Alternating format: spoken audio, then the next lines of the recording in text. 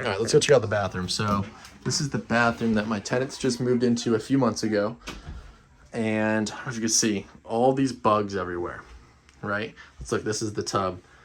Full of bugs, full of gnats, right?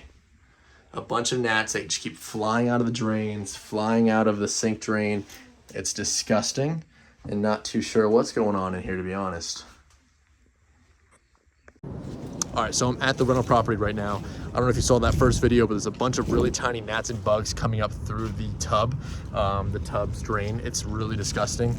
Didn't really know what's going on. And so I decided to kind of pop out one of the crawl space openings underneath the house and look, and this is what we saw.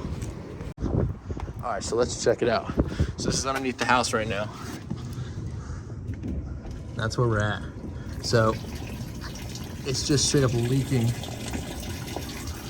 Not even really sure where that's coming from. And I don't understand why that pipe right there has no end to it. Look at that. So they're getting a sewer smell in here. And this is probably why, because it's all just going right down underneath the house. That's crazy. All right, so just got home, contacted the plumber and the contractor. Funny stuff, if you look at the video, you see the PVC at the very end of the PVC has no glue around it, none of the purple stuff around it. So that means there was never any plumbing hooked up to that tub.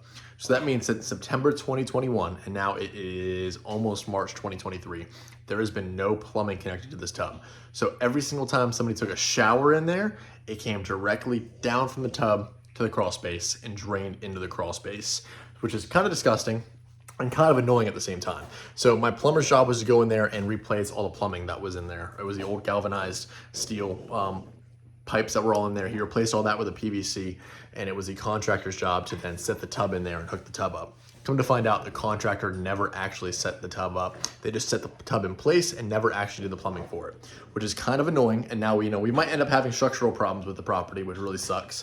But this is all fun things about being a landlord and doing renovations and stuff like that. Yeah, fuck ups that happen.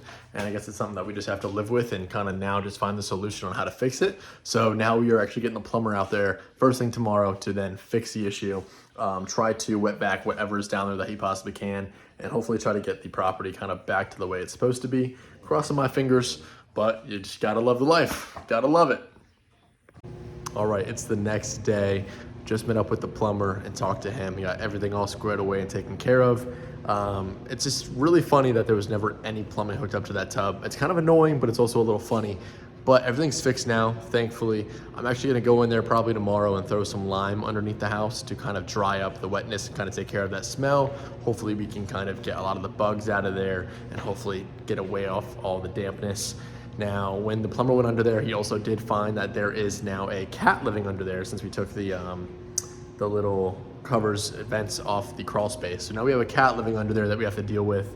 But that's not really the end of the world. We'll get him out of there. We'll fix it up under there, get it all nice and dry, and hopefully my tenants won't have any more issues. So you gotta love being a real estate investor. You gotta love having real estate. This kind of stuff happens here and there, but I guess it's all part of the game. It's all fun and games. Don't forget, we still cash flow every single month at that property very well.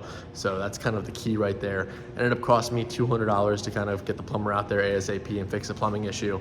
But end of the day, still worth it. Still love real estate. I still recommend it.